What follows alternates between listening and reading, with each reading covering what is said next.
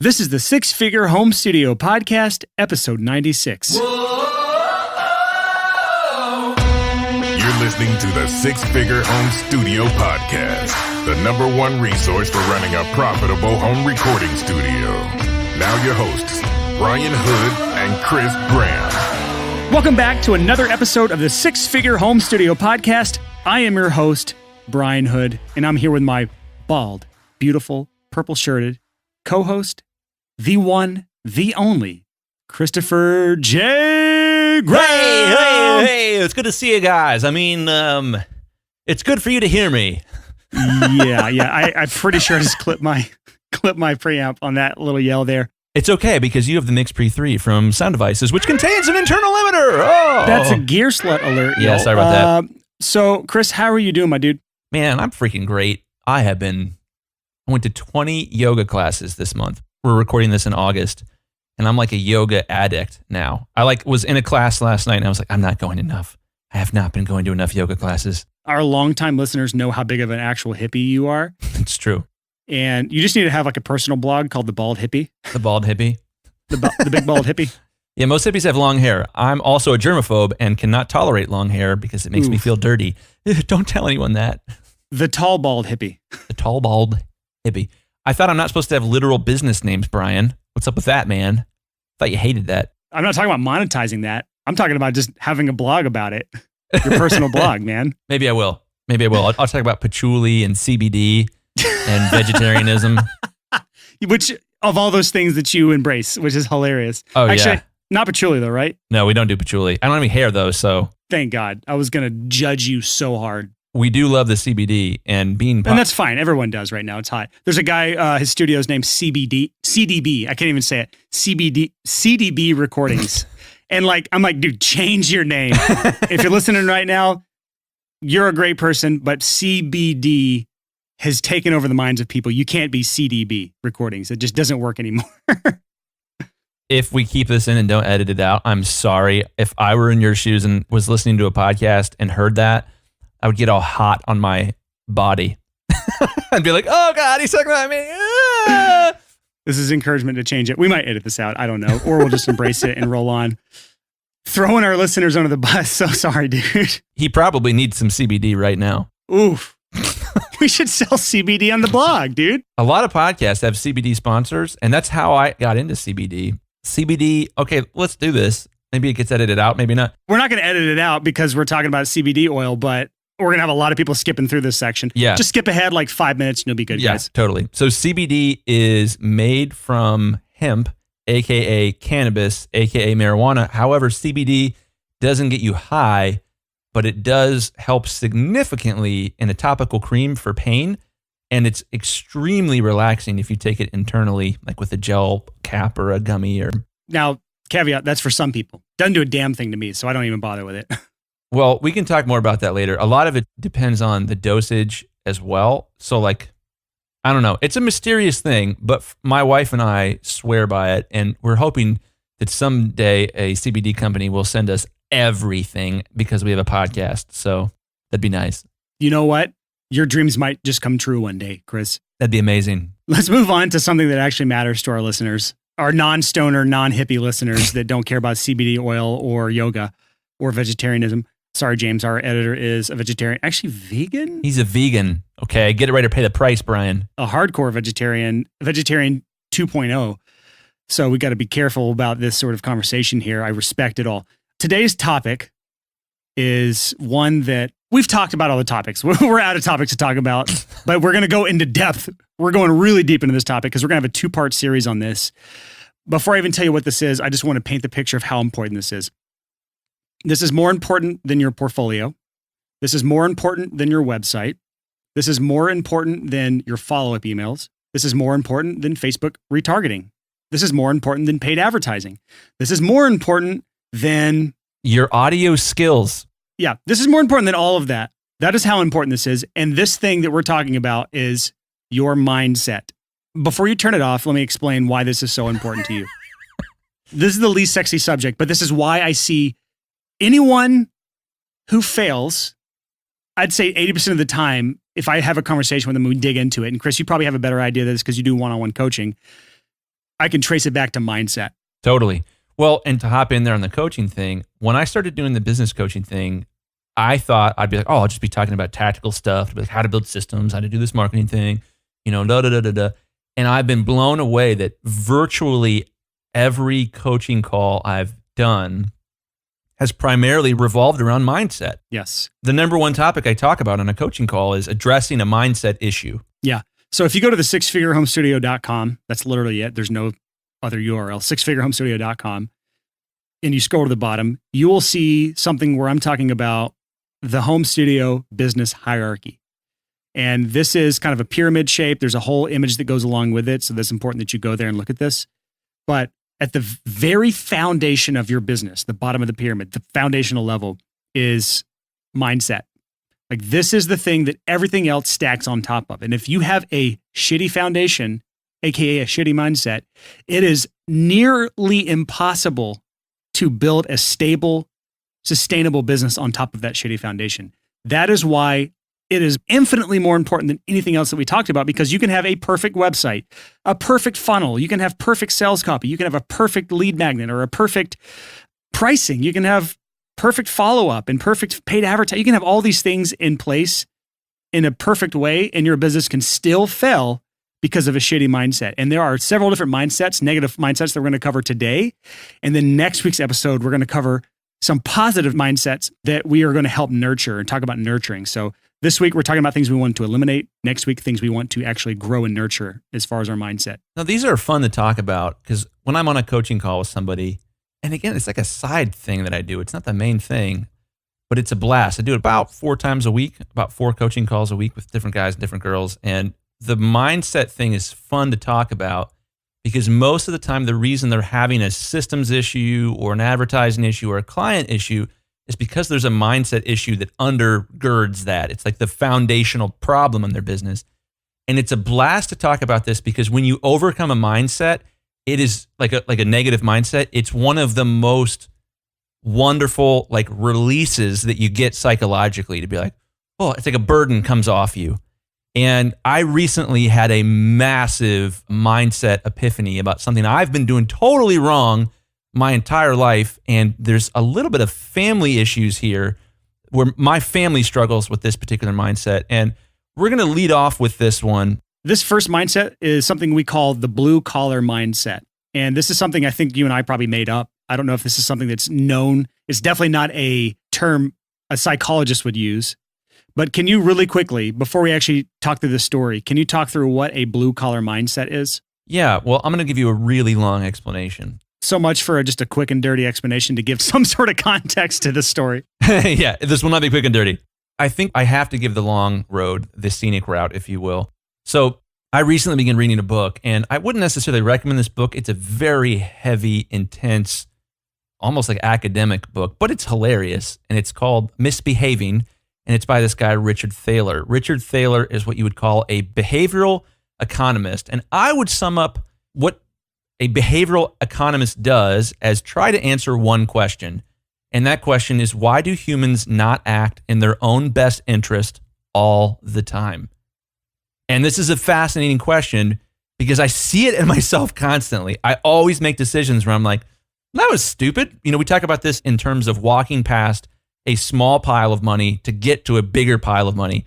We struggle with walking past that small pile of money because there's mindset issues that play there, but there's also part of the human condition that leads us to not even act selfishly in an efficient way. And a lot of times there's different things that come into play where you get focused on the immediate future and you don't look at the bigger picture. And the blue collar mindset, I have to say first and foremost that my dad's side of the family is extremely blue collar. I would say quintessentially blue collar, and there are really positive aspects to that. So I don't want anyone to hear us to saying, oh, blue collar people, oh, they're bad. They're not. Well, let me actually interject here. I don't know if this is a term used outside of America, so I actually want to make sure everyone's on the same page here. A blue collar job is like a mechanic or someone in a factory. Someone, I guess in the term would be someone who wear like a jumpsuit that was like these blue colors and then they had a literal blue collar. Is that somewhat correct? Is there origination on that? Yeah, and I guess you'd say the opposite of that here in the United States is white collar. So if you're like an executive or a manager and you wear a white collared shirt to work, you'd be called, I have a white collar job. Yeah. So the blue collar mindset, we're not trying to have a negative connotation to anyone that's blue collar, but there is a certain mindset attached with blue collar people that is not an entrepreneur mindset. And so in the context of what we're talking about today is it is a negative mindset if you're trying to be an entrepreneur. Yeah, exactly. If you're trying to grow and gain your own freedom where you are your own boss, a blue collar mindset is very challenging to get over. And I say that from experience. I have an intense blue collar mindset. My lawnmower is from 1998. Wait, is it a push mower? No, it is a riding lawnmower. It's an MTD with 26 and a half ponies, baby. Okay. It's amazing. That is literally going to get you a gear sled alert, but for grass cutting gear. So I'm prideful about my lawnmower. And I called up MTD the other day, the company that makes it, because I was looking for parts. And they're like, oh, what's your serial number? And they were like, your mower's from 1998? They're like, no, give us your money. We're not giving you any more parts. Come buy a new one from us. Can we see it? How is it still running? So like I fix it myself. Like I get underneath it and I'm like, fixing pulleys and changing the oil and putting new parts on to replace old parts. What a weird, bizarre thing to take pride in, Chris. Like you never cease to surprise me. Well, it's a blue collar mentality. This obsession with like, I'm not going to spend more money on a new lawnmower. Even if my lawnmower is a death trap that will probably kill me because I have a giant hill in my backyard, you ride this huge mower. It's like a 46-inch deck. See, I'm so blue collar. You ride it down the hill and pray. If you're listening and it's sped up, you might have heard something you didn't hear. He said deck, D-E-C-K. D-E-C-K. Yeah, it has 3 blades underneath it. And here's why I go into it. I'm arrogant about my lawnmower. I love that I mow my own lawn. Well, we've started hiring a kid to mow the front of the lawn, but I mow the back, which hasn't been mowed in over a month. Don't tell my wife. Actually, she totally knows and she bothers me about it all the time. But so here's the thing. I'm reading in Richard Thaler's book, and there's this story in Richard Thaler's book where he's talking to his neighbor, Dennis. I think his name's Dennis. Dennis. And Dennis comments to Richard. He says, man, I hate mowing this freaking lawn. And they're just like talking. They're doing the neighbor thing. And Mr. Thaler says, well, hey, the kid down the street will mow your lawn for $10. Why don't you just hire him instead? And Dennis says, no, I would never pay $10 to have someone mow my lawn. And Richard Thaler's lawn was about the same size as Dennis's. And Richard Thaler said, oh, well, will you mow my lawn for $10 then? And Dennis did not react well to that. Dennis got really offended and was like, no, I will not mow your lawn for $10. And Richard landed the finish him blow. Gut punch. The punchline and said, well, what's the difference? You valued your time at $10 by not hiring someone for $10 to do that thing, yet you won't accept money for the equivalent value to do the same thing for somebody else. Chris, I think everyone's following what you're saying, but just to kind of clarify this, to make it simpler for people to kind of grasp here, bring this back to the studio real quick. All right, so let's say that yesterday you edited drums for 3 hours and you did a really good job. You're great at it. But here's the catch. A lot of people are great at editing drums, and the going rate for editing drums is probably, I don't know, $15 an hour. You can probably find someone who's good at editing drums for $15 an hour. So you just edited drums yesterday. You spent 3 hours. You could have hired someone for $15 an hour, but because you have a blue collar mentality, you wanted to save that money. You were really focused on keeping that money for yourself. Tomorrow, let's say someone calls you up and says, hey man, I've got some drums that need editing. It's probably about 3 hours of work. I'd like to hire you for $15 an hour. Now, for some of you in our audience, and no shame if that's you, hey, that's a great rate. You're trying to get your start, go for it. For many of you, you're making more like $30, $40, $50, $60, $70 an hour, and you would be super offended if someone offered to pay you $15 an hour to edit drums. However, you just edited drums the day before instead of hiring someone for $15 an hour. What is the difference? There's no difference. Here's the kicker.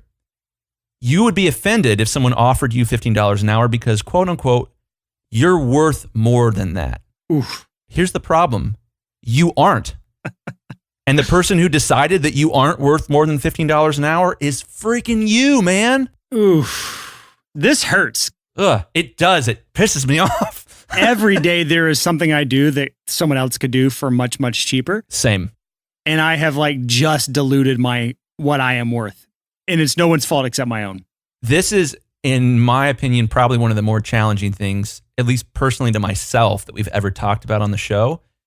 And this stings. This stings. And this whole idea, we're really concerned in our industry about what we are, quote unquote, worth, because what we're worth has some kind of, it's tied into our personal value. It's tied into this like spiritual, it's a big concept, what you're worth. And it's really easy to get offended when someone offers you, quote unquote, less than what you're worth. Now, you can have a real quick, snarky response to somebody because you just got so offended. Oh, I'm not going to do that. I'm insulted. Super normal to get offended. And you're offended because they have taken you down a notch. They've said, no, you're not as cool as you think you are. You're only worth $15 an hour. That's super offensive. As humans, we like to progress to bigger and better things. It is real tough as a human being, especially as an American, to go back to something to a lower standard of living or existing or income. It's just really hard. So this is food for thought, and this is going to be the most uncomfortable thing we talk about, I think, in this episode. It's not, I assure you. Well, it might just be, this is the most uncomfortable for me. I'm arrogant about the fact that my mower still runs after 20 years, and I know, 21 years, I know my grandpa, my dad's dad, would be so proud of me. Here's the problem, though. That's a blue-collar mindset, and it would be much smarter, because here's the thing, like, what's it cost someone to mow my lawn? $15 an hour, $20 an hour? I could hire somebody. I make way more than $20 an hour as a mastering engineer, and I make more than $20 an hour as a coach. And I have this opportunity, which is the Bounce Butler thing and the home studio lessons thing. It's worth far more for me to put my time into other things than it is for me to put my time into, I need to put a new belt on my mower and then mow it myself. Yeah, so before I say what I'm about to say, I want to mention that I am just as bad, or maybe not as bad as you, but I am really bad still with the blue collar mindset at certain things in my life. That being said, I was talking to my mom this weekend. I went back home for my niece's 1-year birthday. And we were talking through like lawn maintenance or something because my parents have to my dad mows the lawn. He just got a new riding lawnmower for the house. And I was thinking through, I was like, in my adult life, I have never actually mowed my own lawn. Well, you don't have a lawn. That's part of it. However, there was 2 years that I lived with a roommate in West Nashville while I was using this place that I'm in now as an Airbnb. Maybe it's 3 years. And during that time over there, we just hired a lawn guy to come every 2 weeks. Well, that's because your roommate, Brandon, is a genius. Yes. So I will avoid it as long as I possibly can. But at the same time, we made that decision, both of us, because we actually said, I don't want to cut the lawn. You're not going to cut the lawn. Our time is worth way more than that. However, there's still so many things in my business that I haven't taken that approach on that I'm like kicking myself right now because I'm so smug about not cutting the grass. But there's like so many other things that are like a tenth of what my hourly value is that I'm still doing. And that is unacceptable. That is insane. Yeah, it's very, very, very challenging. And I told my mom about this book I'm reading, and I explained the scenario. And my mom's an accountant, and she also struggles with this. She would tell you she struggles with this. But as an accountant, it was fun to watch her process this because she's really good at mental accounting, at like shifting value around in her head, because she's like one of the best accountants in the state of Ohio, therefore the country. She was telling me about how there's a lot of family history around this, and that her grandma, my great-grandma, who I knew pretty well, my wife actually wears my great-grandma's wedding ring. That was what I gave Allison when I proposed. And she was telling me about how Ghana struggled with this, about how Ghana was worth a lot of money, tons of money, and would complain about like not getting the special deal at the restaurant, and it would cost her an extra $1. And it's funny because Ghana... Not the country. My great-grandma's name was Ghana, but her husband was like a money expert. So much so that the U.S. government sent him to Berlin after World War II, and he created, with 2 other guys, the Deutschmark, the new currency that Germany uses to this day. And he was so successful at it that Russia saw what he did and was like, oh no, you created a new currency? That's way too capitalist, and we're closing Berlin, and you're going to have to airlift stuff into Berlin from here on out. So it was like my great-grandpa's fault because he was a money expert. He understood the way economies function. He understood the way currency works. So you would think that like in my family, at least on my mom's side, that we would just be experts at this. But even there was a lot of inconsistency about like, I'm so mad that I didn't get the $1 off my meal at the restaurant on the way to vacation. And be like, dude, you'll be okay. Calm down. Yeah. Just to clarify, so people don't send us a bunch of messages that are hateful, they stopped using the Deutschmark in 2002, and now since 99, they've been using the euro. Oh, gotcha. Well, until 1999, you can thank Colonel Emery Stoker. So before we move on to the next mindset that we need to discuss and work on eliminating, I want to take a second to try to get someone hired here. I need a personal assistant, anyone in Nashville. This goes hand in hand with what we're just talking about now, because let me just tell you my situation. There are certain things that I'm really good at not being blue collar mindset about. One of those things is like car maintenance. My wife's car is broken down sitting outside my house right now. My car needs tires rotated and balanced, air put in it. I need like maintenance done on my car. I need like my back left window repaired. It hasn't been done in months now. I'll do it for $15 an hour. Simply because of me knowing that anytime I spend on that is time I can't spend with my wife or in my business. And so if you are interested in just doing mundane personal assistant type stuff for a fair wage, and no offense to those if you take it on, contact me. I'm not going to tell you how, you can figure it out, but contact me. Let me know if you're interested. Move on, Chris. Do you have any last little minute tips of things that we can talk about as far as getting past blue collar mindset, other than being aware of it and understanding the mathematics behind it? Yeah. Well, you said something interesting just now, that you understood that, hey, anytime I spend on this task is something anybody could take care of. Yeah, anybody can take my car to get the tires rotated and balanced. Yeah. Anyone can take my wife's car to go get the engine fixed on it. The opportunity cost, yes, the opportunity cost for you is time on your business, or now time with your wife. Yeah. When you are a young single guy, which is I think is a pretty sizable part of our audience, and you don't have opportunity cost of, oh, you could go hang out with your kids, or you could go on a date with your spouse, or da-da-da-da-da-da. It gets harder to think about this blue collar mentality because there's not a whole lot of immediate downside. Yeah.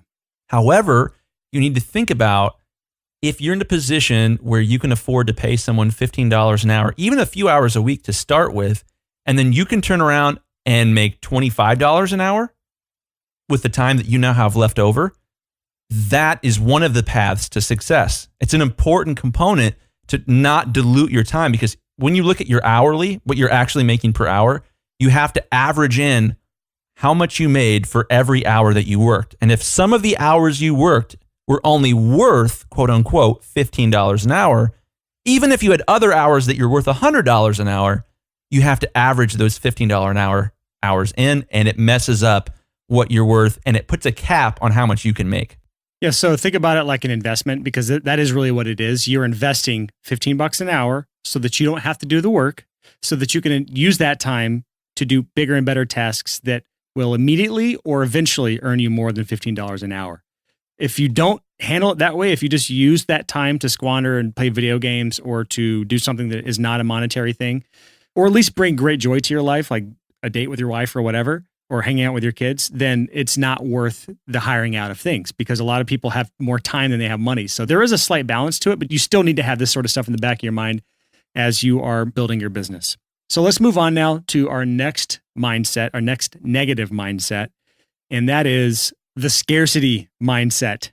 Scarcity mindset is everything being a zero-sum game. One example would be, if I'm a recording studio, then I am competing with all the other studios in the city. They are all my competition because we're all competing for the same bands. And so I can't be friends with them, because if someone else is talking to another studio, I got to make sure I win that client, because then I won't get them. The scarcity mindset is one of those dangerous things, because everything becomes a competition, and an unhealthy competition.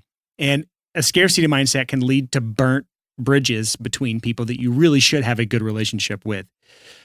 How else would you define a scarcity mindset, Chris? Well, scarcity mindset's interesting. I would say when you have a scarcity mindset, anyone's success equals your failure. Yeah, absolutely. That's a huge one, is when you negatively react to someone else's success. Either you're jealous, or it makes you feel like a failure, or actually that might be a different type of mindset if you feel like a failure anytime someone else succeeds. I think it's related. I think it's the same thing, because it's the idea that, oh crap, they were successful and I could have had that success. Yeah. So one area I see this all the time as an entrepreneur is I see people, a lot of people just come to me, I have lunches with people, or I'm just talking in hangouts or whatever, and people are talking about new businesses they're looking to launch. And One of the biggest things I hear from people all the time is, yeah, I was going to do this business. Then I started looking into it and there was already so many businesses that were successful. And so I just decided not to.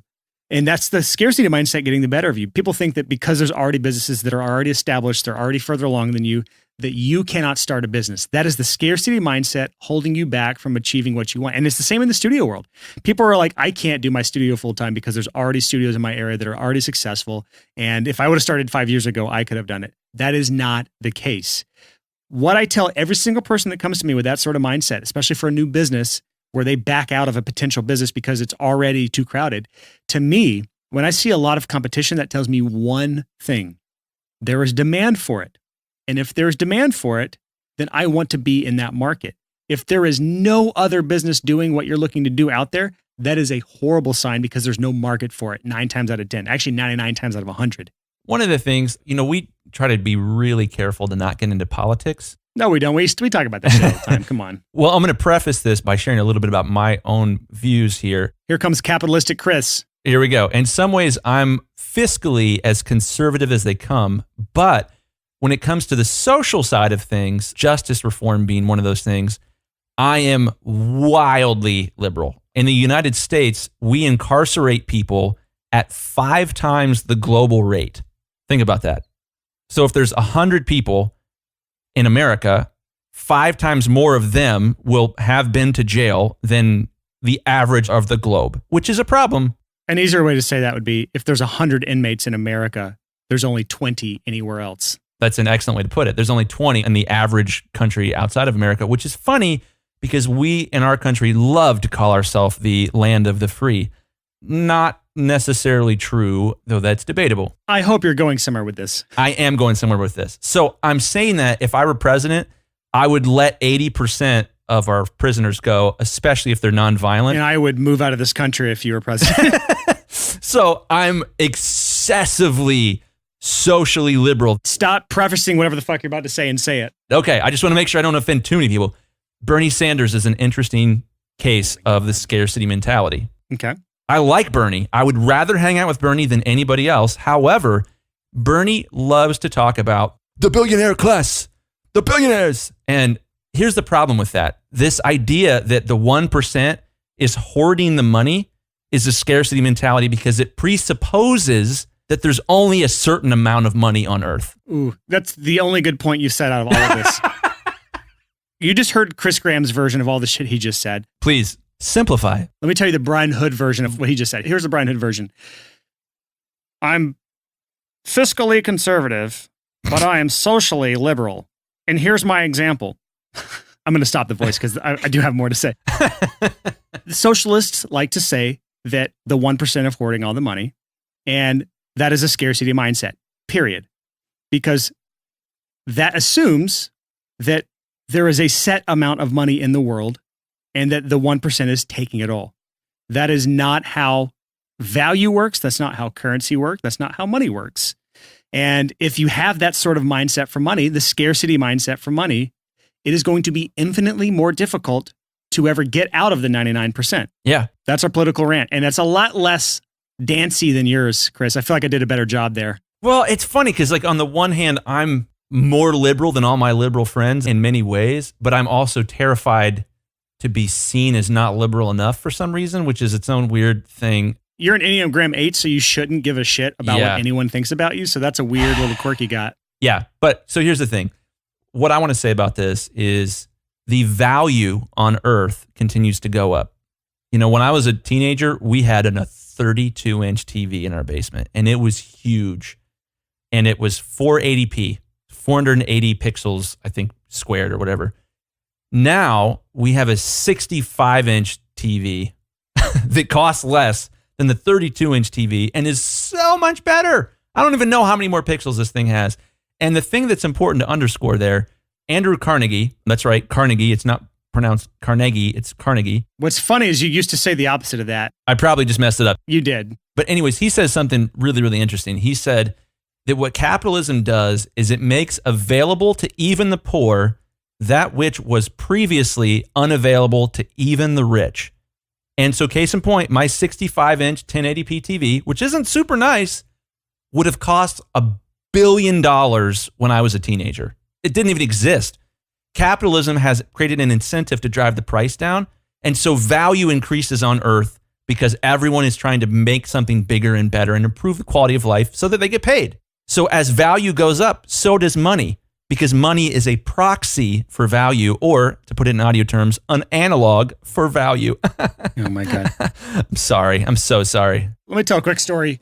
I didn't hear anything you just said, Chris. I ignored it because I was on Google trying to find a story that I heard once that I thought was a really good example of what we were talking about. I don't know what you just said. It wasn't that good. Don't worry about it. Okay, maybe we'll edit it out then. So it's really hard to grasp the concept of the 1% are hoarding all the money when they're really not. It's hard to grasp that concept of adding value and creating more value in the world.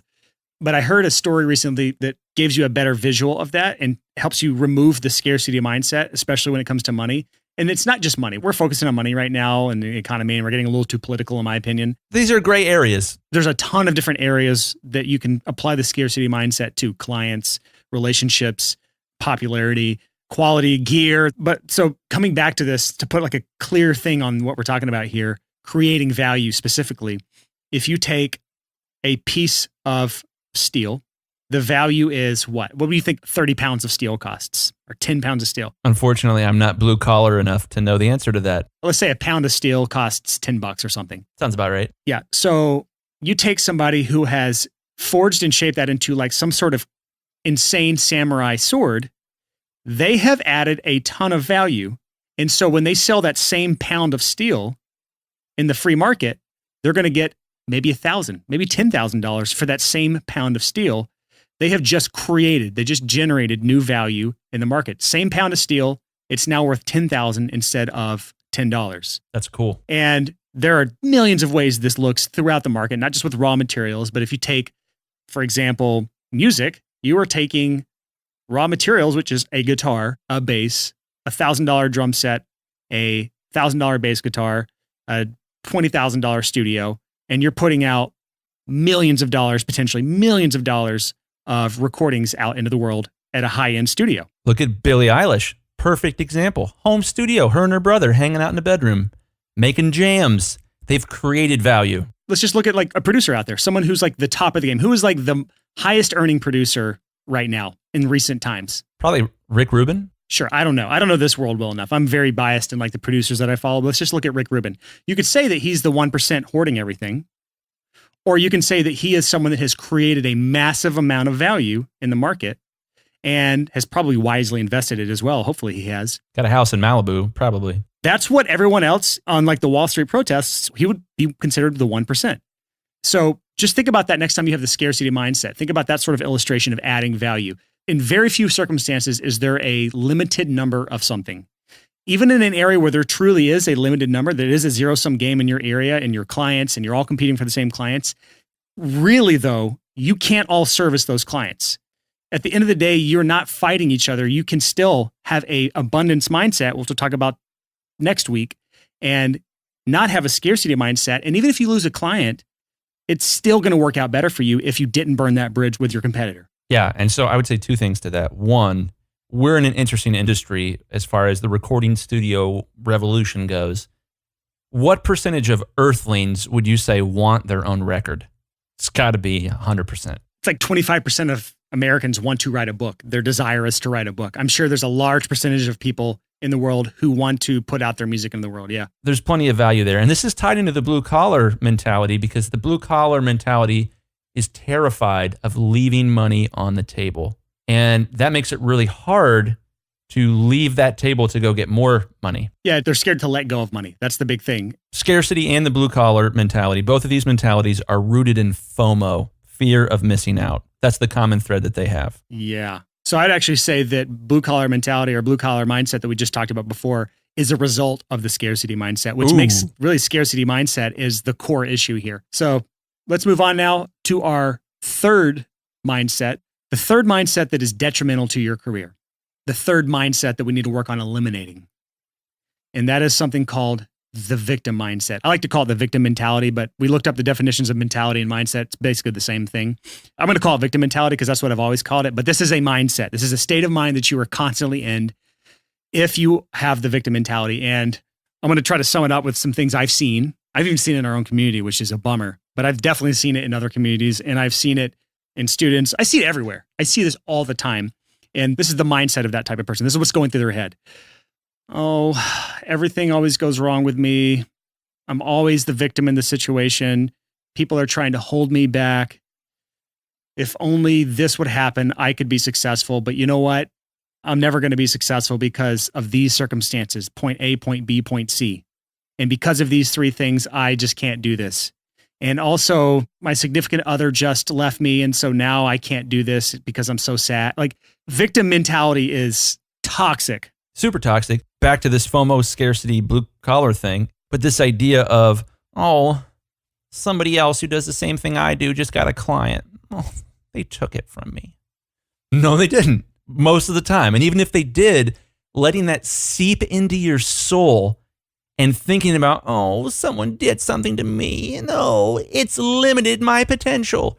That's bad news, man. You got to get over that. The victim mentality, I would say, is almost probably and certainly more toxic than a blue collar mentality or a scarcity mentality, because a victim mentality isolates you and it keeps you rooted where you are. It's tough to move even laterally with a victim mentality because it's just like you cower in a corner and like, oh, everyone's against me. Here's one of the biggest dangers of victim mentality. And to me, this is the most potentially offensive one for people because there's so many people that I see that have this mentality and they're going to see this section of the podcast as an attack on them because they have the victim mentality. If any of this offends you, by the way, you probably have the victim mentality.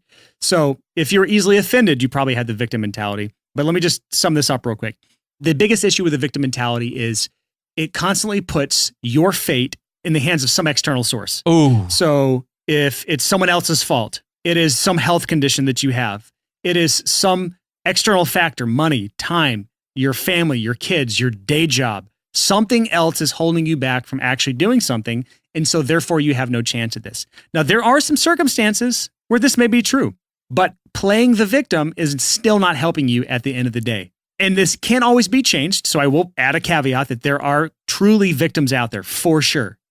But I don't know if I've ever seen someone that I would say has the victim mentality that was truly a victim. It's almost always someone that is just bitching and complaining about whatever scenario that life has dealt them. And furthermore, it's usually a direct result of some action they took that backfired on them. It's almost always their fault. well, and here's where it gets intense and uncomfortable. I've experienced this in my own life. As a little kid, it's really easy to take on that victim mentality. And here's where it gets really scary. How many of you have ever fancied yourself the victim and kind of liked it? It gave you an out. It gave you an excuse. Oh, it wasn't my fault. This guy came against me. Oh, it wasn't my fault. This person, they treated me a certain way and they really took the wind out of my sails. It gives you a little rush because you are now not responsible. You feel like you are owed something from someone. And when you are owed something from somebody, entitled, that's the word. You are entitled to some sort of repayment or apology or some sort of thing from that person. That makes you feel good. Yeah.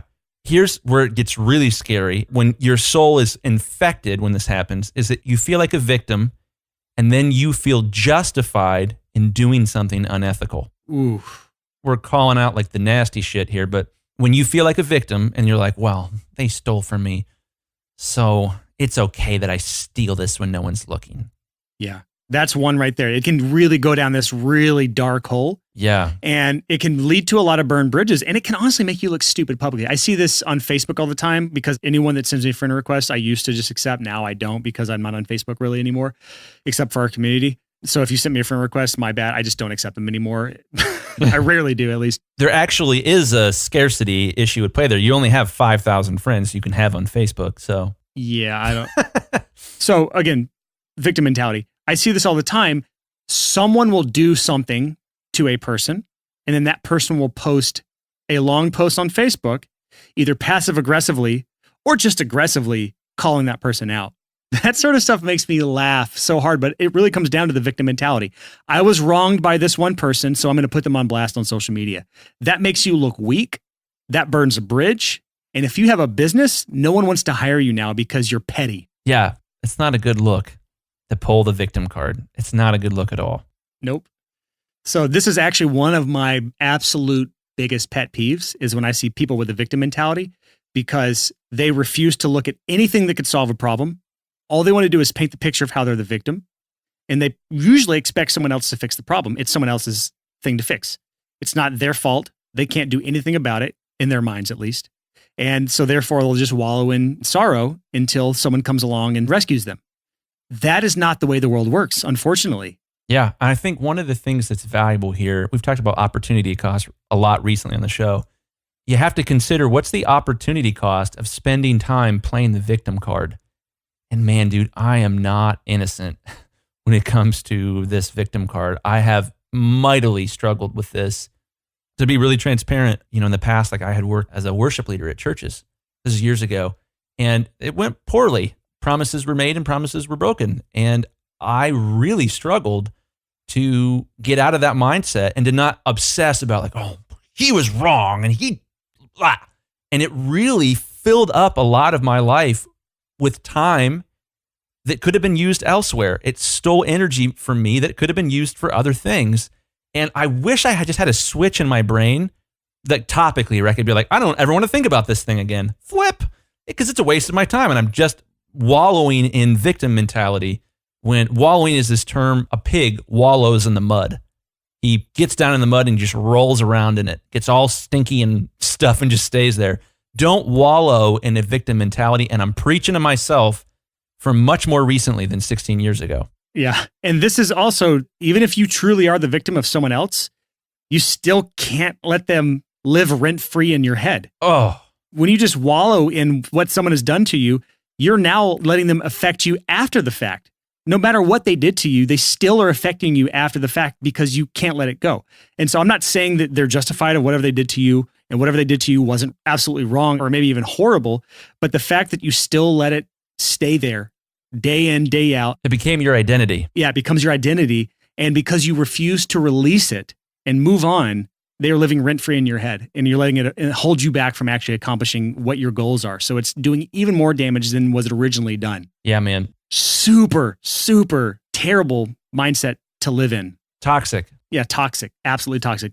When we live in a world where a paraplegic who, I don't know what happened, I don't know how he lost the use of his legs, whether he's born or some crazy accident, but it's easy to, if you have a hand dealt to you like that, you can play the victim your entire life, or you can do what Scott Dolan did from Australia, and he summited Mount Everest in a wheelchair.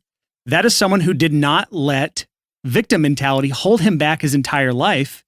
And when I see people like that, I can't let some insignificant thing hold me back either. I see people with way less than that let victim mentality keep them from succeeding. I love that. So hats off to you, Mr. You get the 6-figure home studio salute to Scott Dolan. Speaking of Dolan, that reminds me of a friend of ours, Emily Drums. Emily Dolan Davies.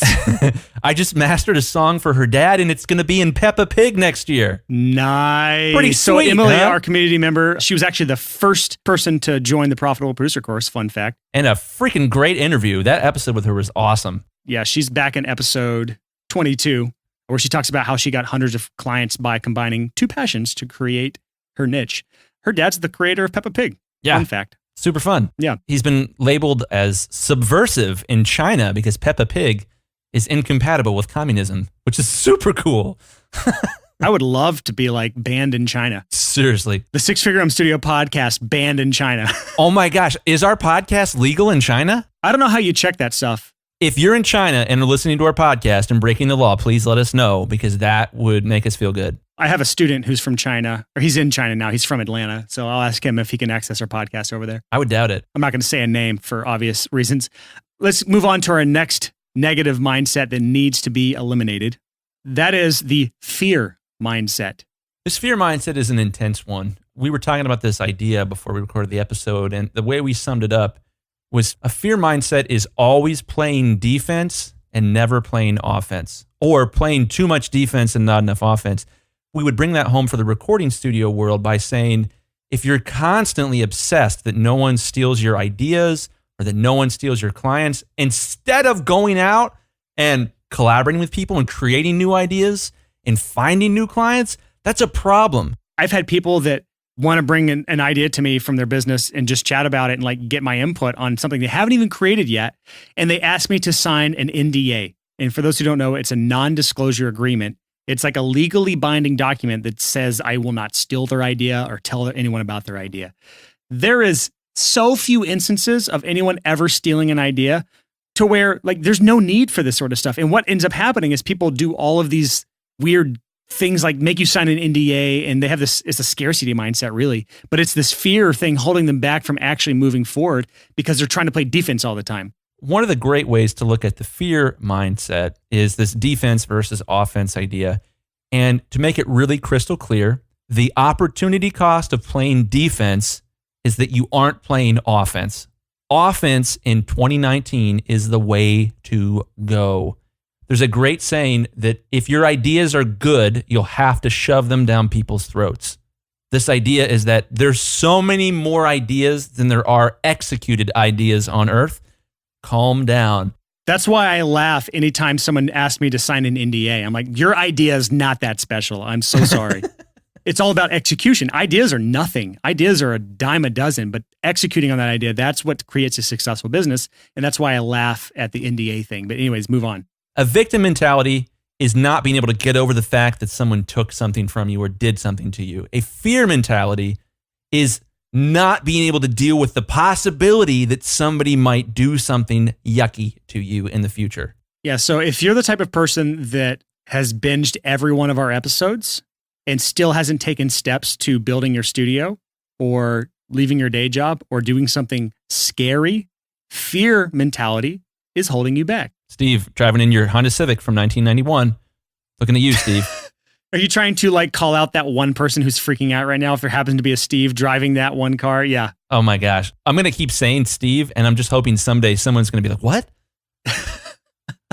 That was actually happening to me. They're going to get offended because they're like, whoa, to throw me under the bus, dude. Like, but again, if you have a fear mentality issue, then you let it hold you back from ever taking an opportunity. It's like the guy who refuses to ask the girl out his entire life and gets friend zoned. Instead of getting past the fear and facing rejection, you would rather have a life of not having ever known if you could have made that work. Instead, you just avoided it your entire life. Well, this comes back in a heavy way to, we talk about funnels on this podcast all the time. This idea that if you want to have a successful business, you need to have way more people that are leads than are customers. If you want 10 customers, you probably need 100 or more leads. Fear keeps people from doing this essential thing to grow any business in any industry, because if you are afraid of rejection, you will never put yourself in a position to take any risk to potentially land a customer if it involves a potential rejection.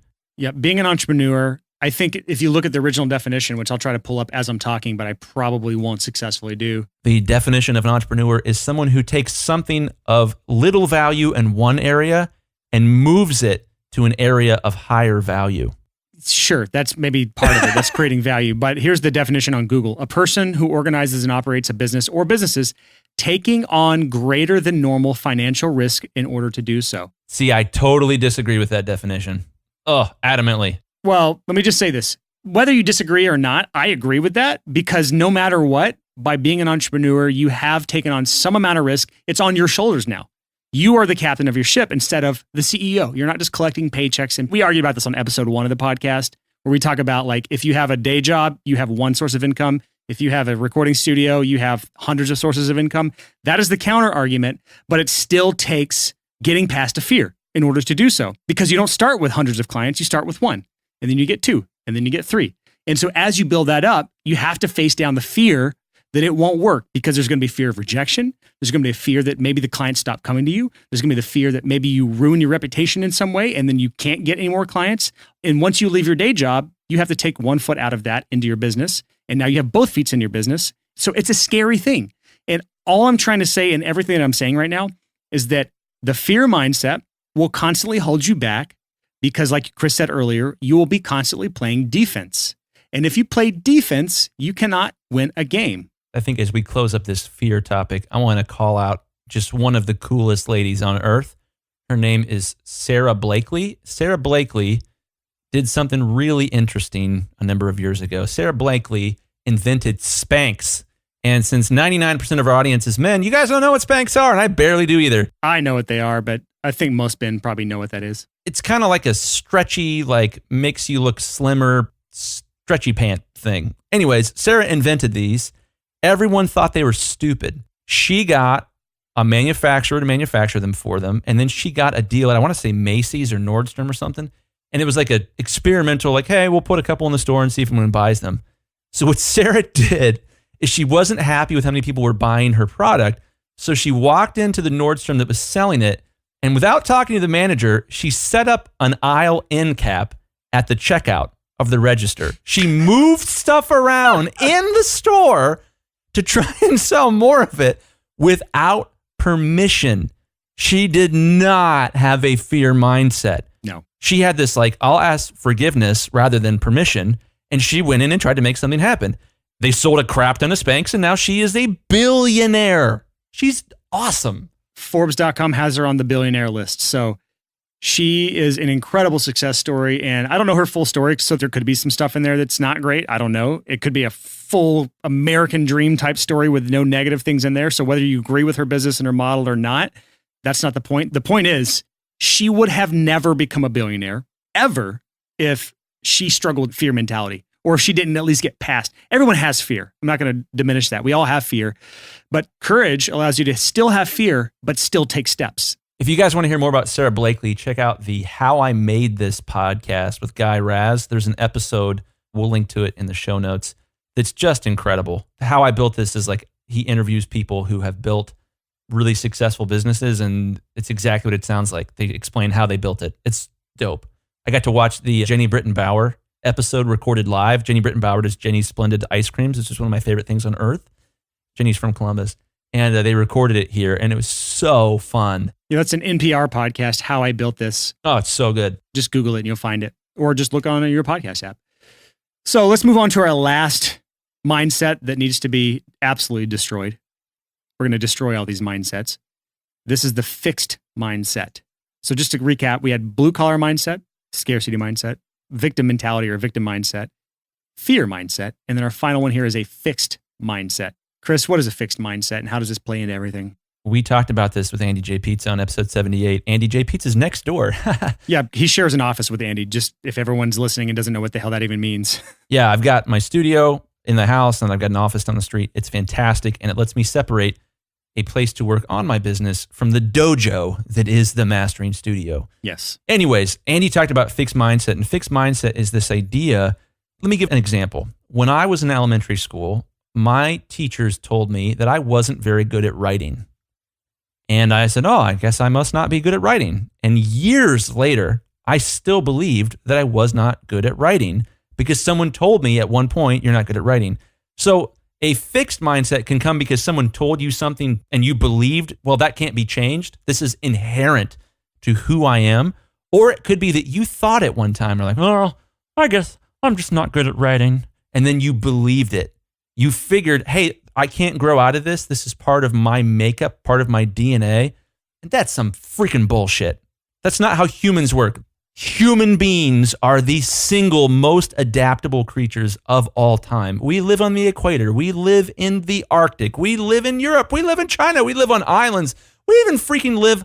There are humans who live on houses that are built on stilts in the ocean. And they jump out of their houses into the ocean, swim under the water, catch a fish, and eat it. We are wildly different in different parts of the world because we're adaptable. So when someone says, I'm just not good at writing, I'm just not good at business, I'm just not good at marketing, you're a freaking human.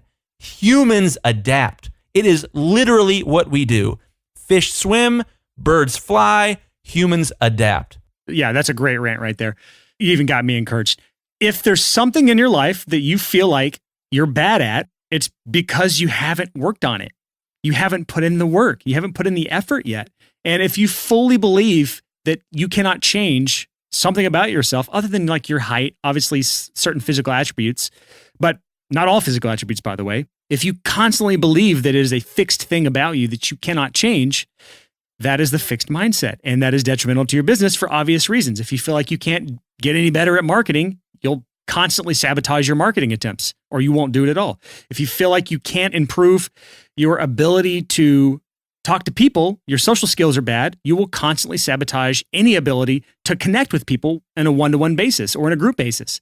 It's really hard to run a studio without social skills, by the way. So if that's one of the things you have a fixed mindset on is I'm just an awkward person, I'm just shy, I can't get past it. Stop. You can adapt. I love this, man. I think one of the reasons you and I get along so well is at some point over the past 10 years or so, we both had a fixed mindset epiphany. And we learned that we could change and that we could grow and that we could self-educate. I think for both of us, it had a lot to do with reading.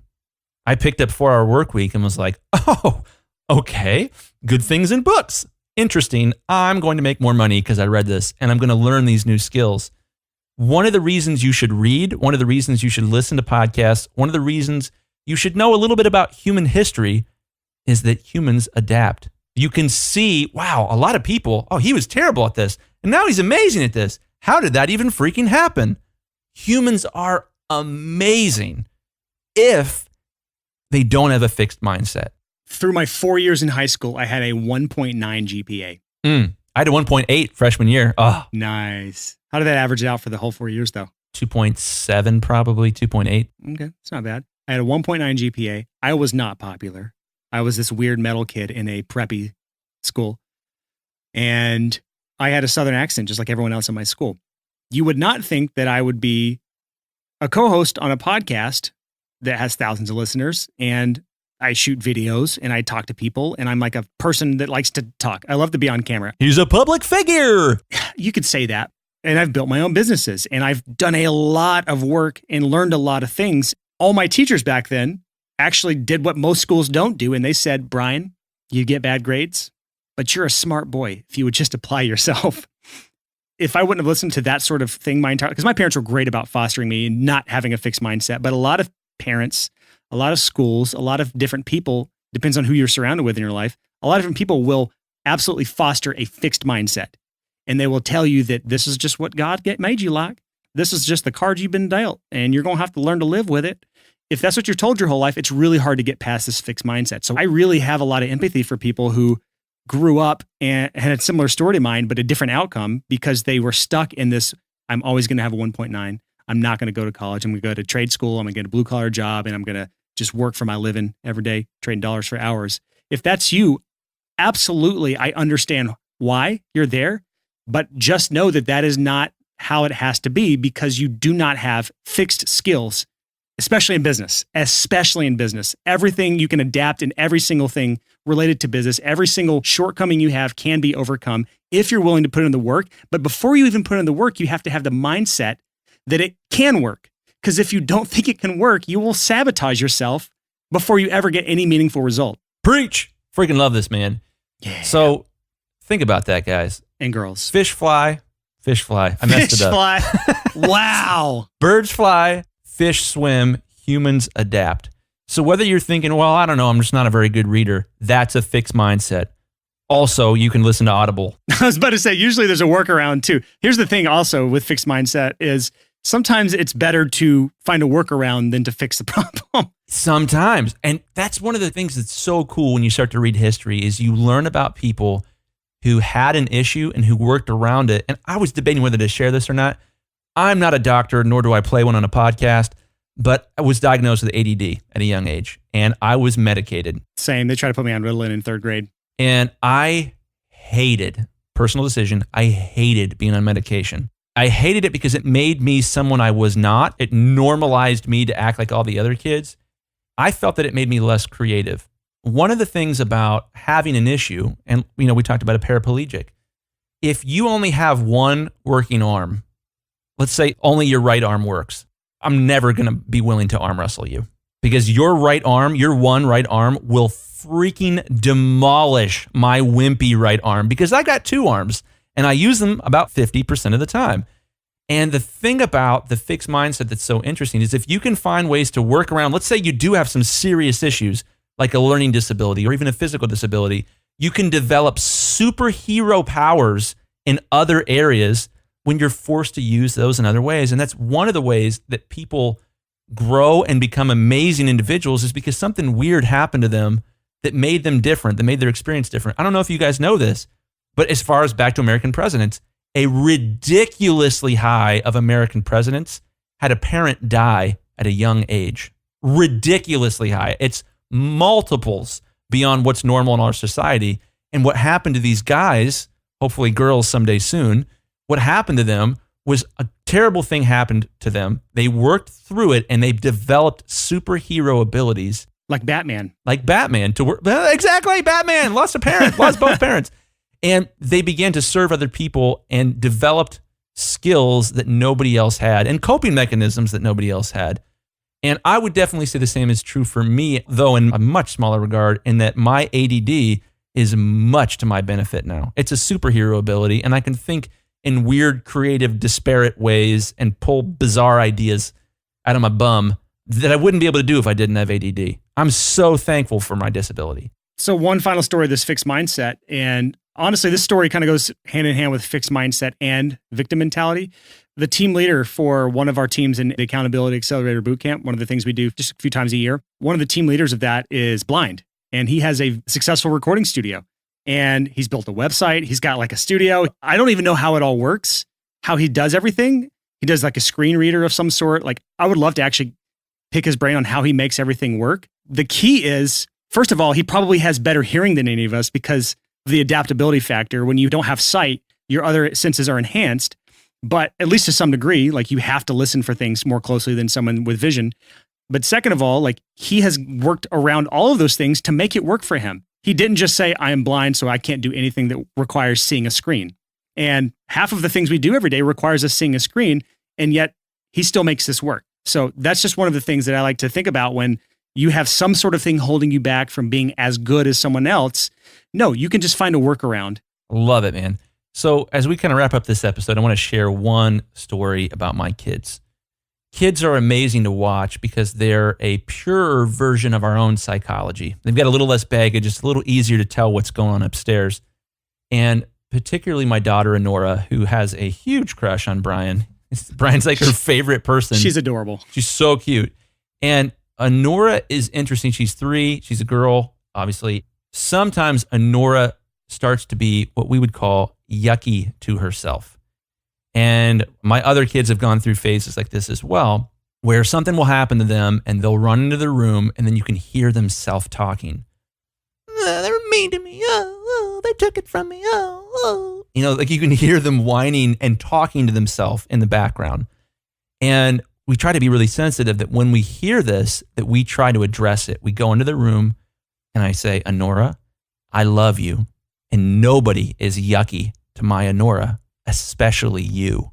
This idea of she's being yucky to herself, that's against the rules in the Graham household. When it comes to these negative mindsets, especially I would say the victim mentality, the fear mentality, and this fixed mentality, stop being yucky to yourself, man. Stop giving yourself this weird self-talk thing where you say, this happened to me and it sucks. Yeah, this did happen to me and it does suck. Where you start to agree with yourself, where more than one person starts to be home. It's a feedback loop. Yeah, you get this weird feedback loop where you start to agree with yourself on these negative things. Watch out for that. That's super dangerous. That's super toxic. And you are an adaptable human and you can overcome it and turn that into a superhero power. Fish swim, birds fly, humans adapt. Love you guys. Have a good day. Bye. We'll see you next week. Hi, bye. See you tomorrow. So that is it for this episode of the Six Figure Home Studio Podcast. Join us again next week, bright and early, 6 a.m. next Tuesday morning for the next episode in the series, where we'll be talking about the positive mindsets that we need to build and foster in our lives in order to succeed, thrive, grow our businesses, and ultimately have a happier life. I just want to take a second to thank everyone who's been listening to this podcast nonstop for the last however long we've been doing this, 96 episodes now. We keep having best months ever. Our last 2 months, July and then August, we've had best months ever for the podcast, and we just continue to grow, so we couldn't do that without our listeners. So thanks for checking this podcast out if this is your first time. If this is not your first time, thanks for continuing to put up with Chris and I in all of our shenanigans.